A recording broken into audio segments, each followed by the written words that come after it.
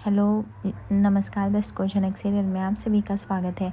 आज के एपिसोड में हम देख रहे होते हैं कि जहाँ पे झनक को ऑपरेशन थिएटर में लेके जाया जाता है और उसकी सर्जरी की प्रक्रिया चालू की जाती है, जहाँ पे उसको बहुत सारे स्टिचेस लगाए जाते हैं। झनक अनकॉन्शियस रहती है पूरी तरह से और बाहर सभी ऋषि जो होता है वो बहुत ही घबराया रहता है। तभी यहाँ पे अनमोल कहती है कि अब मैं जाती हूँ, मुझे नहीं लगता मेरी यहाँ पे ज़रूरत है। तभी सब लोग बोलते हैं ऋषि से ऐसी क्या बात हुई और वो हॉस्पिटल में क्यों है बेटा, कुछ बताओगी? तभी मून बोलती है वो जब भी आएगा तो आप लोग पूछ लीजिएगा, मैं यहाँ से जाती हूँ। तभी यहाँ पे अभिमन्यु बोलते पर बेटा इतना गुस्सा तो क्यों कर रही है अगर ऋषि हॉस्पिटल में है? तभी अदिति बोलती मैं क्यों ना करूँ, जब भी मुझे लगता है कि सब कुछ ठीक हो गया मैं यहाँ पे आके आप लोग के लिए चेयर अप करूँ। ऋषि की जॉब बच गई, जेठू की जान बच गई, लेकिन कुछ ना कुछ वो लड़की किसी ना किसी तरीके से वो वहाँ पे आ जाती है। मैंने माना कि चलो उसका एक्सीडेंट हुआ रहेगा, पर इसमें मेरी क्या गलती? बार बार मुझे कॉम्प्रोमाइज़ क्यों करना पड़ता है? अरे मैं एक ऐसे लड़के से शादी कर रही हूँ जिसकी पहले ही शादी हो चुकी है किसी से, मैं उसे सपोर्ट कर रही हूँ, मैं इतनी चीज़ें भुला के सब कुछ आगे बढ़ने की कोशिश कर रही हूँ, बट वो ऋषि वो बार बार वहीं फंस रहा है। इतनी लड़कियों में उसको क्या वही लड़की मिली? जब ही हम बोले थे कि साथ चलने के लिए तो उसको ऐसा क्या हो गया था? और वो लड़की भी घूम फिर के आ ही जाती है सामने, कहाँ से आ रही है मुझे तो यही नहीं समझ में आ रहा है। तभी जेठू बोलते हैं कि पता नहीं उसकी हालत कैसी होगी, मुझे तो अभी से घबराहट हो रही है। तभी यहाँ पे अदिति बोलती है अब आप लोग को घबराहट होनी भी चाहिए ना। तभी यहाँ पे अभिमन्यु बोलता है दादा बस करिए, सब उस लड़की के ही वजह से ही तो हो रहा है ना, और ऋषि तो वहाँ पे है ही ना। यहाँ पे मैं और भी चीज़ें देखनी थी। ये चीज़ पुतुल नहीं समझ पाती है और पुतुल बोलती है कि तुम्हें अपने पति का ध्यान देना चाहिए, सपोर्ट करना चाहिए अदिति ऋषि का, और तुम उसको इग्नोर कर रही हो। तभी अदिति बोलती है पुतुल दीदी जितना सपोर्ट करना था मैंने किया, मेरी शादी के दिन मेरी शादी टूट गया, अभी भी मैं ऋषि के साथ हूँ, उसको उसकी जॉब के लिए सपोर्ट किया, जेठू की तबीयत देखने के लिए आए, उस लड़की तक को। साहब आप क्या चाहती, मैं उस लड़की को अपने सर के पास बैठा लूँ? सॉरी मेरे से ये नहीं हो पाएगा। हाँ आप लोग जाइए हॉस्पिटल, कुछ भी ज़रूरत लगता है तो प्लीज़ मुझे बताइएगा, मेरे बाबा की साइड से जितना भी अरेंजमेंट हो सकता है मैं करा दूँगी, बट प्लीज़ मुझसे मत होप रखिएगा कि मैं वहाँ पर जाऊँ, बिकॉज ऋषि को अब जो करना है वो करे अपने मन का, अब मैं ये चीज़ें तो नहीं बर्दाश्त कर सकती। यह बोल के वो वहाँ से रवाना हो जाती है। बाकी सभी लोग शौक होते हैं। उसके बाद जेठू बोलते एक काम करता हूँ मैं भी चलता हूँ हॉस्पिटल। लेकिन यहाँ पे पुतुल जो होती है वो बोलती है कि अरे कैसे जाओगे? अभिमन्यु भी मना करता है दादा अभी आपका ऑपरेशन हुआ है, अभी आप रुकिए। पुतुल बोलती मैं सारा अपडेट दूंगी ना बाबा, मुझ पे भरोसा रखिए, प्लीज़ मुझे जाने दीजिए, आप यहीं घर पे रुकिए।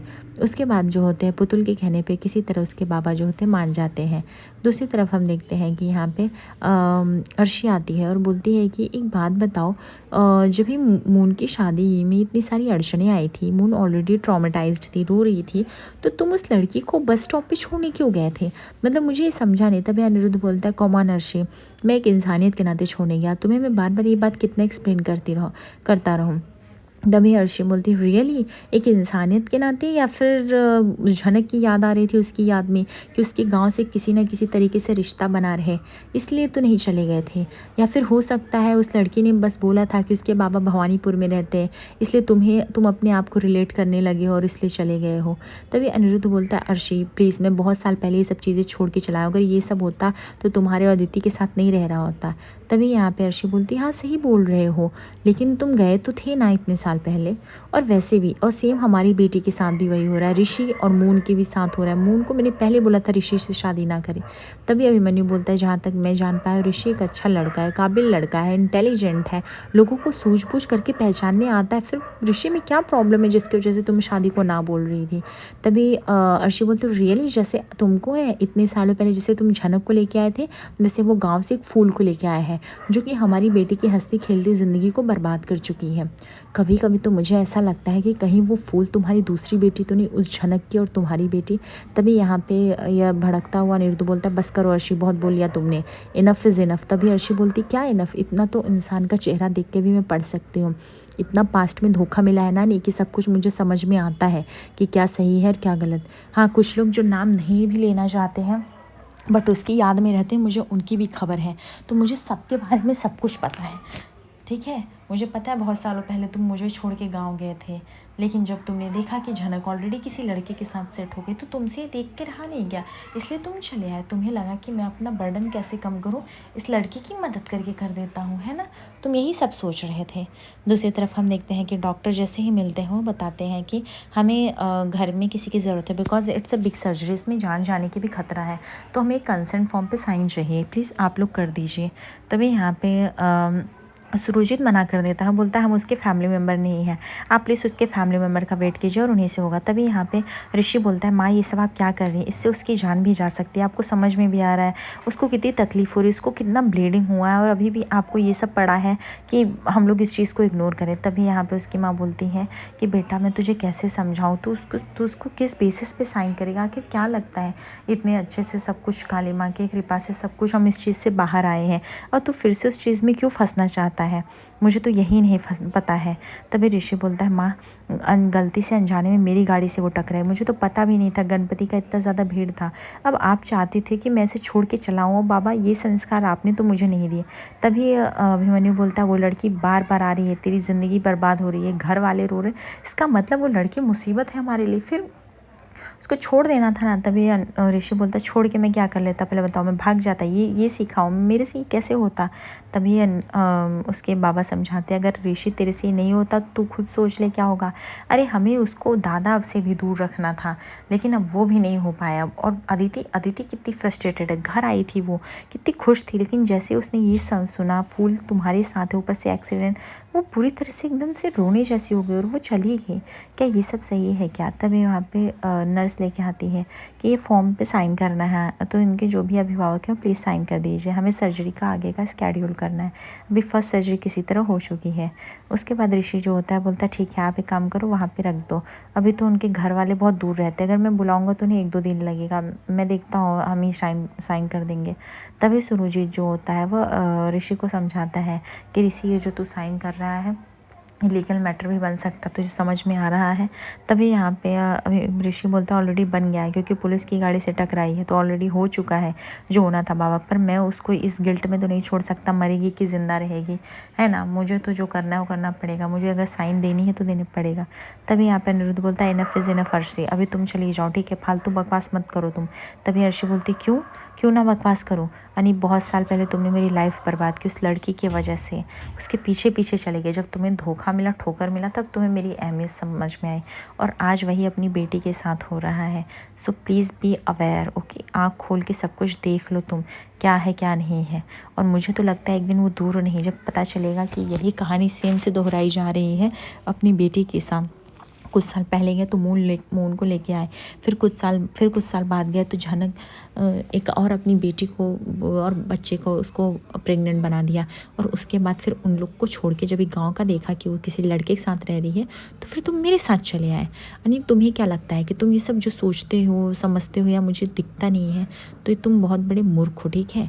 तुम अपने गिल्ट के लिए जो ये सब कर रहे हो ना, सब मुझे दिखता है, सब समझता है। सो प्लीज़ मेरे सामने एक्टिंग मत ही करो। और हाँ, जो लोग शांति से हैं कुछ नहीं बोलते पर उनके मन में तो आता ही है उसका नाम, तो वो ये भी ना सोचे कि मुझे कुछ पता नहीं चलता है, मुझे सबकी खबर रहती है। तो मुझसे तो चीट करने की कोई कोशिश ही ना करे तो वही बढ़िया रहेगा मेरे लिए, ठीक है। तभी अनिरुद्ध बोलता है अर्शी तुम्हें जो सोचना है सोचो, ठीक है, मैं क्या सोच रहा हूँ क्या नहीं मुझे तुम्हें बताने की कोई ज़रूरत नहीं है। मैं उस लड़की को सिर्फ इंसानी के नाते छोड़ा, तुम्हें जो बात रिलेट करनी है करो। ये उसके बाद अर्शी चली जाती। तभी यहाँ पे बबलू जो होते वो पूछते हैं अनिरुद्ध बेटा एक बात बताओ, सच में क्या तुमने उस लड़की को इंसानियत के नाते छोड़ी। तभी यहाँ पे अनिरुद्ध बोलता है कि जेठू आपको क्या जानना है, जो आपके मन में है वो मेरे मुँह से सुनना चाहते हो इसलिए, या फिर एक ऐसा कॉमन सच जो मैं सबको बता रहा हूँ। जेठू आई थिंक मुझे इस पे बाद में बात करनी चाहिए क्योंकि मुझे बहुत सारा काम है, ठीक है, अभी मैं जाता हूँ। ये क्या क्यों चला जाता है। तभी उसकी माँ समझाती है देख बेटा तू अगर ये सब करेगा तो बहुत बड़े काम में तू फंस जाएगा, और ये लड़की कल को तेरे ऊपर कोई बड़ा सा केस ठोक देगी, तेरा करियर दांव पे लग जाएगा।